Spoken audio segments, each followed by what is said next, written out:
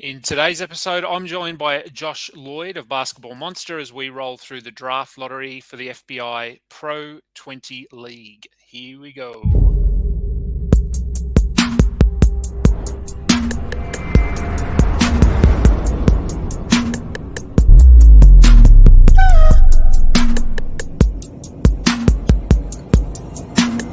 I could bet all of the riches that I ever had.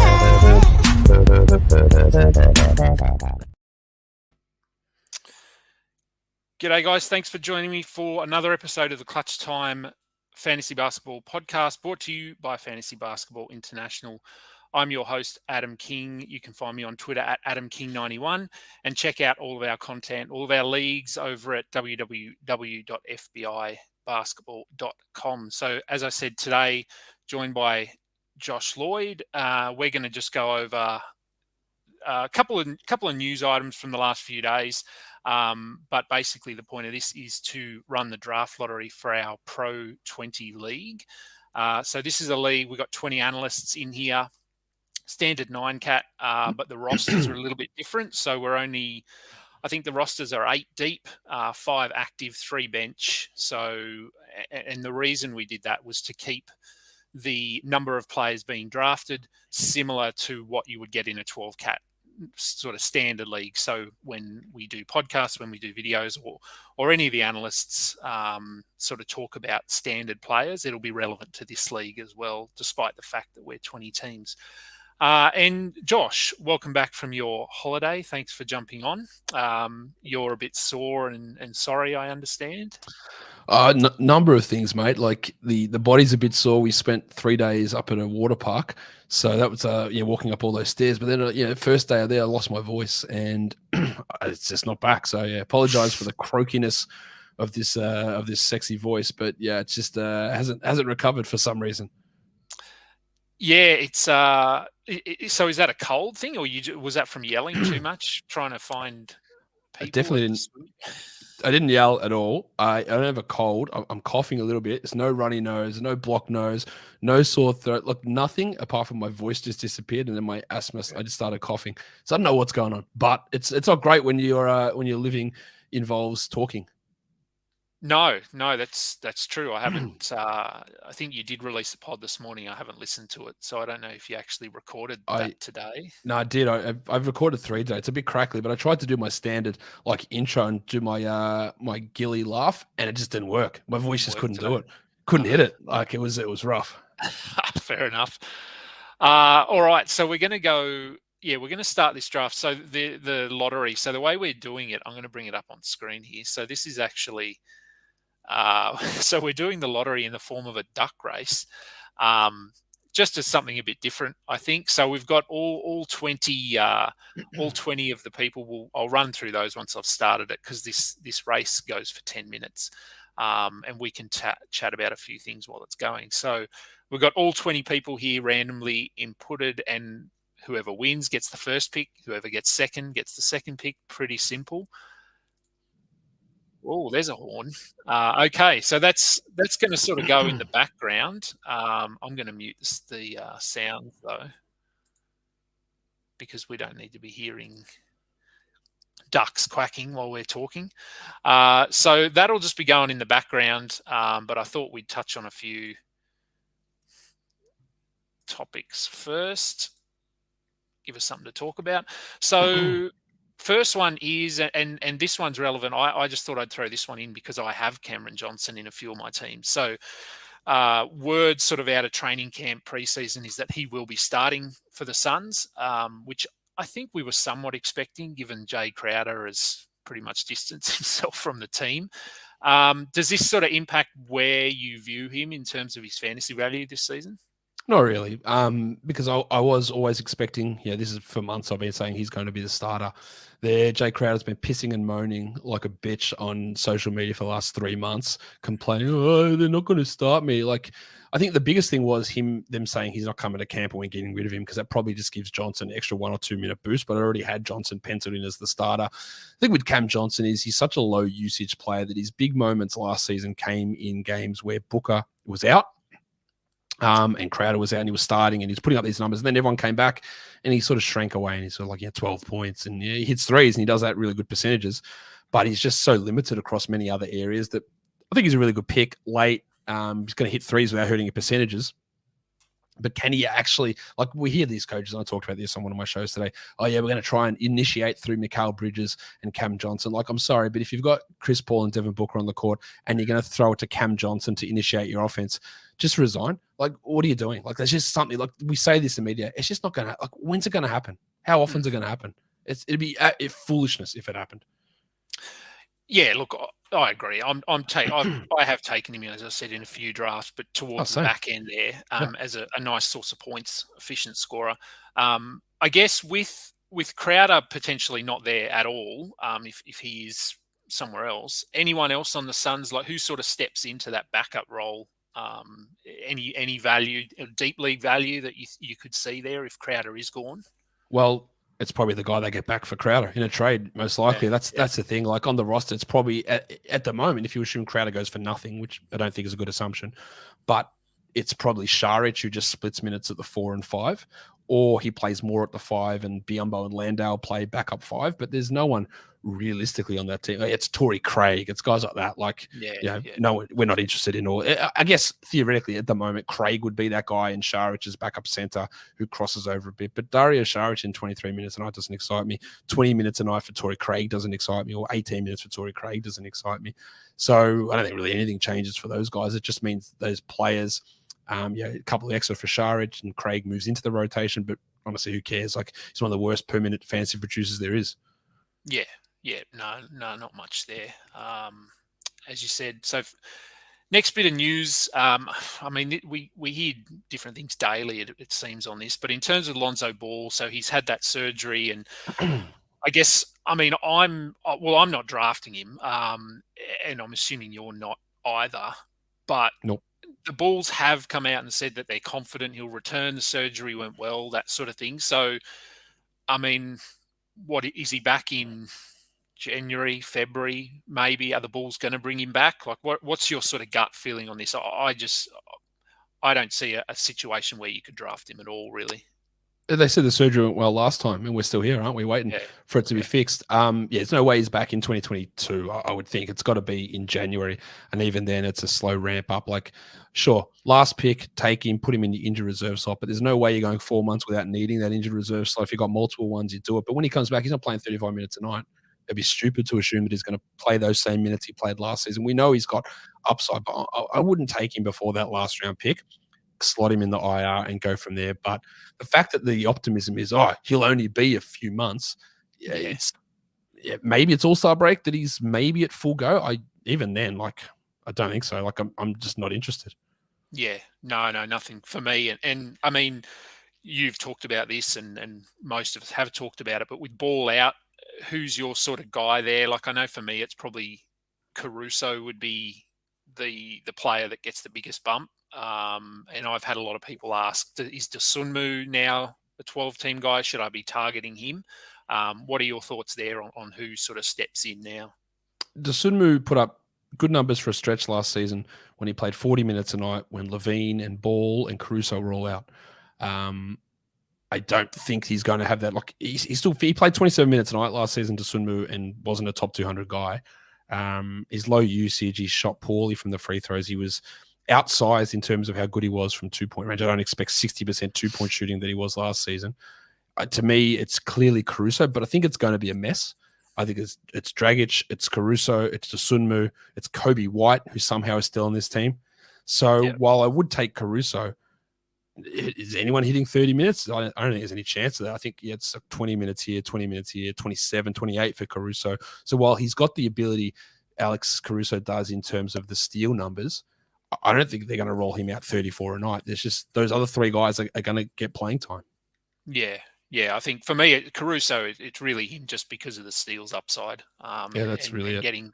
Getting someone who could potentially get 1.8 steals is late in a draft is almost impossible. So I just sort of popped on the duck race there, so you can see a bit of a spread now of the names of the people that are in in the league. Why is my duck so boring? Why is like this guy? Yeah, stands like dressed as Dracula.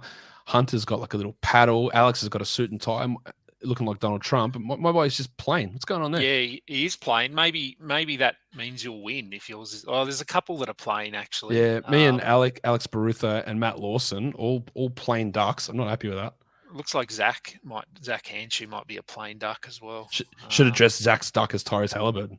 Should have. Yeah, he is a fan. He's made that pretty clear. He took. I know Zach's not on this show, but we're doing the Locked On Fantasy Basketball bowl drafts at the moment. Zach had pick 2 and took Tyrese at 2. Oh God. Okay. he actually he did it. I couldn't believe he did it, but he did. Well, I suppose he's preaching that hard. He sort of had to, didn't he? He had to back himself. At 2 though, that's high. It's very 5's high. I was starting to go like, oh, maybe at 5. 2 is crazy, but hey, I can't wait to talk to Zach about it. It was crazy. Anyway, duck races. So I'll throw this one up quickly. The Thunder Rockets trade that just went down. I mean, it's a lot of players, but not much in terms of value. Any sort of noteworthy pieces of information to come out of that trade for you in terms of fantasy? Nah, not at all. Like I just spoke about this on a show that's going to go to air later on today, but these teams had 20 guys and they needed to cut 3 or 4 guys each, and all the guys that are projected to be cut just got traded for each other. They've already said, the Rockets have already said they're going to cut Ty Jerome. So Teo Maledon or Derek Favors could make it onto the roster, but Marquise Cruz and Sterling Brown and David Nwaba and Mo Harkless, like most of these guys are going to get cut. There might be one guy who sticks on a roster, and even then, like if Maledon does make it, like there's Knicks and Washington there, he's not going to start. I think it has no impact almost for any league whatsoever, as I reckon out of the 8 blokes traded, maybe 1 is on a roster. Yeah, pretty much what I thought.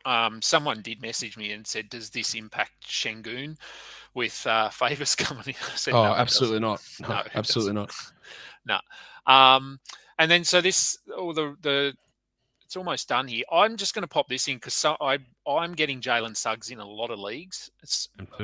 I don't know whether I'm going too high on him or not, but what are your thoughts on him? I know Fultz is sort of potentially going to miss a little bit of time with a broken toe, but am I higher on Suggs than everyone else, or do you sort of see him? Like, I'm not reaching to get him. I'm getting him sort of around that 100, 110, 120 mark. What are your thoughts sort of grabbing him there? That's okay. That's where I'm getting him, like around that area as well. There's no Fultz to start the year. There's no Gary Harris. Suggs is already an above average to very good NBA guard defensively, and that's what young players struggle with so much. So I think if we had to bet, he won't shoot 21% on 3s again. Like that'll go up. It almost has to go up. Even if it goes up to being bad, like that's still 30%, 31%. Right? I think he's going to get the minutes. He's already he's sub-elite defensive guard, I reckon, already. And I think he's going to take a big step forward. I'm all about getting him late. He might get 4 assists. He might get 1.4 steals. He might get you 12 points. He might get you 1.5 to 2 threes. I'm all about getting him late. To me, it's not, they're not the same player, but it screams Darius Garland, who after his rookie year, he was terrible, like 350th best fantasy player, whatever. Okay, look, take this guy with your last pick. Let's see what happens. And we saw him jump from there to be the 60th best guy. Then last season, you pick him in the 60s and he becomes the 30th best guy. I'm not saying Suggs is on that same trajectory, but young guards who struggle in their first year, who have already got a clear skill, which is defense for Suggs, like just grab him, take him at the end of your draft and see what happens. Yep. No, that's good. I mean, that's what I was thinking as well. I actually got him in our dynasty league with pick, 65 or something like that. And I was okay to get him there. Not that I know much about dynasty. It's been interesting so far. You're in that league. So I, the 30-teamer? Yeah. You took Zion, I think, from memory with your first pick. I did. That was a joint pick between me and my son. We're up that pick. We just arrived in Queensland. He goes, what are you going to do? It's like, I've got Zion or Booker here. He goes, he's going to take Zion. You know what? Let's just do it. Let's go fun. Let's go a 21-year-old who might score 30 points on 65% shooting. Let's go for it. Yeah, you might as well. All right. So the lottery is done. Well, we know who's going with pick 1 in this league. Luca at 1. Let's go. Luca will go at pick 1. Will he do it? He will, surely. Surely he will. Dr. A has got pick 1, and obviously Jokic is consensus number 1, but I'm so Matt's got the best spot here in the draft at number 2. You're going to get Jokic at 2. Yep. So Matt Smith will get Jokic, I would say. So then we've got Dan Titus at pick 3. Dalton Del Don at pick 4, Alex Reclean at 5. I can't see our names on that list. I know, that's rough. Where am I? Before I do scroll down, in a 20-team league, if you're not getting sort of a 1 or 2 pick, where are you hoping to land? Are you hoping to land 14? 14, very specific. All right. Yeah, I'm not sure. I know around the turn. Any reason 14 is the number that you're targeting? Or yeah, I reckon there's 14 first-round players this season, maybe 15 if you include Kyrie, and getting 14 means I get one of those guys, and then I get an earlier pick in round 2. Yep. All right. Well, let's Alex Reclean pick 5, Stan Sun at pick 6, Zach Hanshaw at pick 7. Will he get Halliburton there? Someone might take him. No, he probably will. He probably will.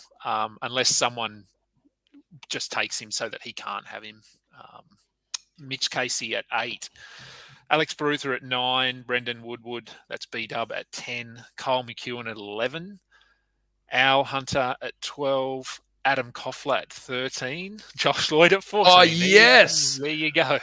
Yes. All right. Well, I don't know. I still can't see my name, but Jonas Nader at 15, Matt Lawson at 16. Damn. Oh, wow. Wow. This is stinking. At 17, Mike Catron at 18. Oh, man. Oh, yeah. All right. Matt Struth at 19, and I get the 20th pick. A lot of Matts and Mikes there. A lot of Matts and Mikes. Yep. 2 Alexes. So, all right. Well, so you're happy, obviously, with pick 14. Very happy with that. Glad I could help. Pick 20, yeah, that will be. I mean, it does give me. Man. Yeah, it is in a. Tell you who you might get. You might get Booker at that spot. I reckon he might slide to you. Yeah, maybe. It's not a bad spot. Yeah, you might be able to grab Kawhi or something there. Like, yeah, that's what I was going to say. Kyrie or Kawhi might fall to you. I could get both of them. That'd be an interesting pairing if they both play. That's possible. A lot, but, that's possible. Yeah. Anyway, all right. Well, there's the lottery. The draft is starting Monday, I think, our time. So got a couple of days to prep and plan. Yep. That's probably going to do. I had nothing else to talk about. This was just a quick one. I mean, lots going on over at Basketball Monster, obviously, but do you want to let people know what you're doing? It's a lot, but you can probably cover some of it. Yeah, we've got the Locked On Fantasy Basketball Bowl League starting. I've got obviously shows galore coming through on my podcast. And we just got all the projections, which we update daily over on Basketball Monsters. Probably covers most of it, I would say. Yep. And you've got, so the Locked On Fantasy Bowl is full, I assume. The drafts have started. So are all the leagues full now? No, we've started about 40 of the drafts so far because I was away trying to catch up on the invites. So the final invites will go out in the next day or two for the remaining, I think it's 8 leagues. We're still sending invites out for 4 category ones and 4 points ones. And then the rest of those will start early next week. Yeah. Okay, cool. All right. Yeah. And we've just launched, I think, our World Cup as well, which is similar to that. So that's if you're in our Discord server, all the information's in there. And if it's not, go to our website and you can head to the Discord from there. So that'll do it for today. Just a quick one, as I said, you can check out all of our content, including the Discord server over at fbibasketball.com. Follow this podcast on Spotify, Google Podcasts, Apple Podcasts. We'd love it if you give us a thumbs up and subscribe to our channel. We're slowly building our audience. Until next time, catch you later.